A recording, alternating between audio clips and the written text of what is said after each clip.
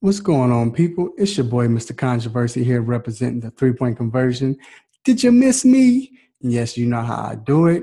This is my NBA journal.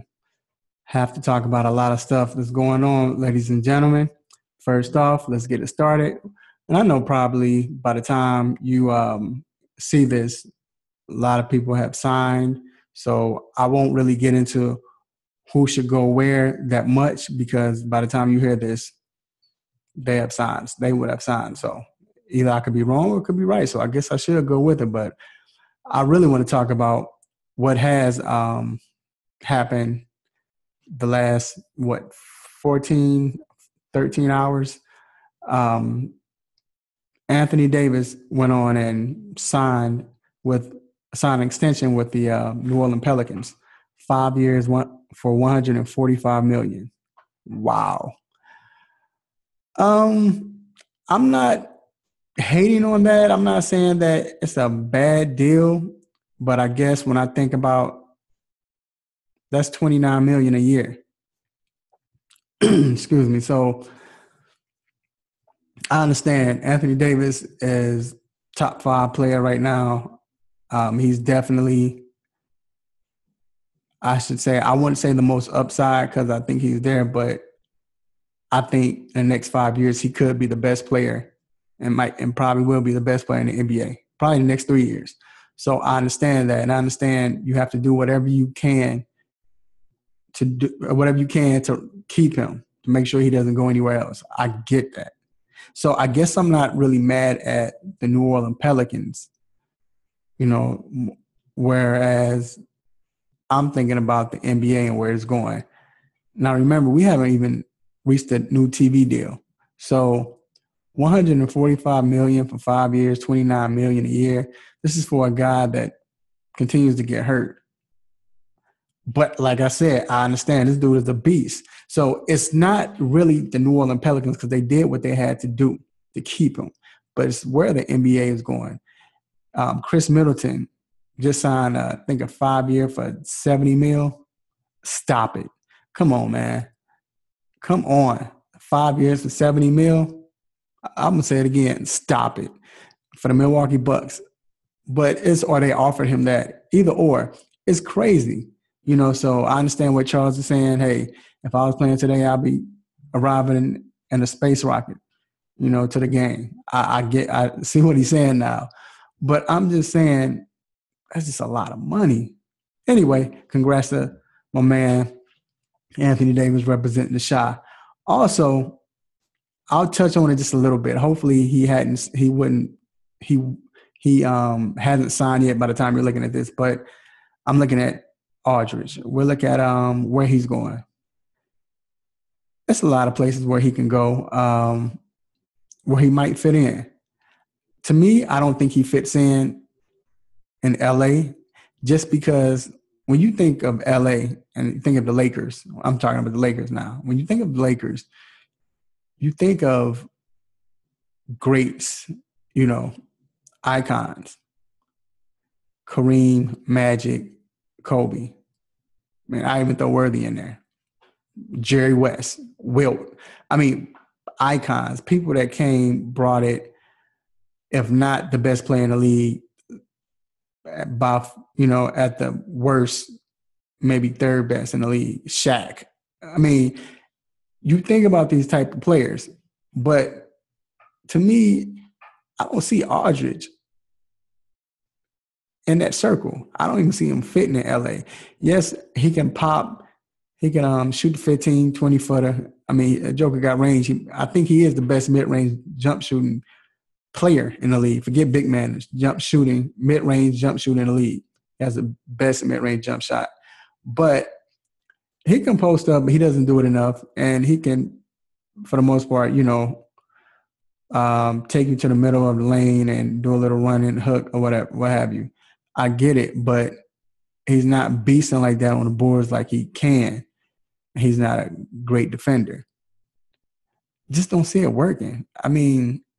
Yes, now if Russell is your guy, the first round draft pick, if he's your guy, I get that. Then okay, that he might be the icon if he turns out to be that person. Okay, cool.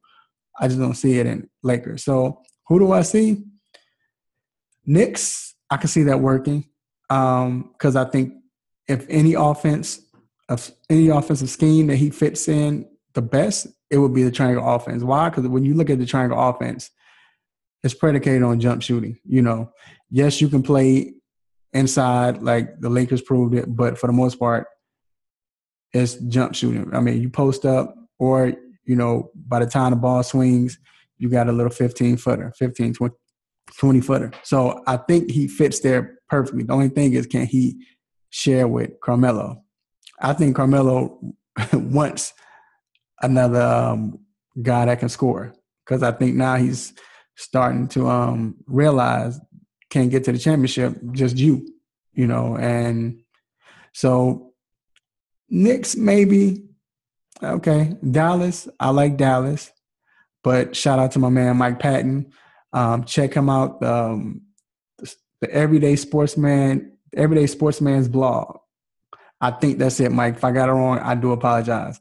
But Mike Patton, he talked about it in his article, and he was talking about how he made a good point, how Aldridge would work in Dallas offensively, but you can't sign Aldridge and Tyson Chandler. So if you lose Chandler, now you're losing defense, and you're almost taking a step down. So I understand that. Houston Rockets, stop it. So for the most part, I like Knicks. Oh, and San Antonio. San Antonio, he'll fit perfectly. He doesn't have to be that great player. Duncan was a great player, but Duncan was, he dominated in all facets of the game, of course, and he's no Duncan. But at the same time, Duncan wasn't the type, let me have the ball, give me the ball with the ball every time. No, because Pops always have other great players around him or good players around him. So they just signed Kawhi Leonard. So to an extension. So now you have him plus Aldridge. I think it works out. Duncan will be there next year. Thinks it works out. I think it works out. So now, speaking of being great, I had this debate yesterday on Facebook, and with some guys. Shout out to L, who I'm talking about, Ab Stanley, Jamel Rock, Dennis Pendleton. But we were talking about, I put up a post, and you can comment on, under if you want to comment on this, tell me what you think. I asked, who is your favorite non-great player in NBA history? Or you can name a few. So a lot of people name people like Rasheed Wallace came up a lot. Rasheed Wallace. Someone even named Kevin Johnson. We were on the fence if he's great or not. But Rasheed Wallace. Who else they say? Anyway, there's a lot of names. And I picked Latrell Sprewell. As a matter of fact, I put him as the, photo of the post. And someone argued, I'm not going to call any names, argued that Latrell Sprewell was great. And, I think he's bugging. But anyway, regardless of that fact, someone brought up, so what if you're talking about great, define great. What is best? What is higher, rank higher? Great, being great, or a superstar? So I want to talk about that. To me, being a superstar, how I look at it, I look at being a superstar as, yes, you're very good, great talent, but you have the fame to go with it. It's like a star, When you think of star, what do you think of? People that have great talent, but they're icons. But they're icons because of the fame. Michael Jackson, great, but I'm saying in sport, in his genre. Look at the music industry. Michael Jackson is the greatest, of course, but he was a superstar even before he became great. Why? Because of the fame. Prince, superstar. I'm naming a lot of great people, so let me think of somebody who's, I would say, a superstar. Like at one point, Lil Wayne was a superstar, but a lot of people want to say he's great. So back to sports. Now, with sports, when I think of superstar, Mr. Controversy personally thinks of Shawn Kemp, superstar at the time. A lot of fame, crazy dunks. Vince Carter, same thing. A lot of fame, crazy dunks. he was a superstar. He was the most talked about person at that time in the NBA. Superstar. Doesn't mean he's great. When I think of great, I think of people, of course, like Michael Jordan, who was a superstar, but then Tim Duncan wasn't a superstar. Tim Duncan was the greatest player at his time, I think, besides Shaq at one point, but he didn't have a lot of fame. He didn't get the same fame and recognition that Shaq got. Shaq got all the commercials. Shaq was more hype. You wanted to talk to Shaq before you talked to Tim Duncan. Prime example, Kobe Bryant is a superstar, but more likely you'll rather talk to a who came in Allen Iverson more than you talk to Kobe Bryant, because Kobe Bryant's dumb. I mean, not dumb. He's a lot of people don't like that. He's dull. He's boring to most folks because he's telling the truth. Whereas Allen Iverson gonna say something, that all right, we want to keep this as a soundbite.